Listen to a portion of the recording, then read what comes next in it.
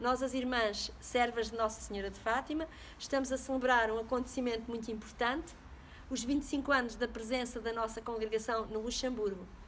E é com muita alegria que convidamos cada um e cada uma, de coração grato, reconhecendo a nossa presença aqui, é com júbilo que então vos convidamos para celebrar connosco este acontecimento, com uma vigília que vai decorrer na Igreja do Sacré-Cœur, no Luxemburgo, e decorre das 20 às 21h30, já no próximo sábado, dia 7.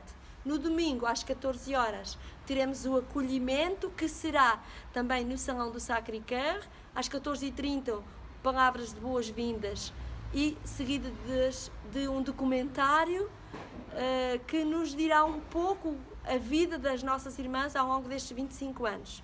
Às 17 horas teremos a Eucaristia na Igreja do Sacré-Cœur, presidida pelo nosso Bispo Jean-Claude Ulrich, e a seguir à missa havemos de ter um verre d'amitié. É com muita alegria que vos abraçamos e vos acolhemos neste dia, ou nestes 2 dias. Obrigada!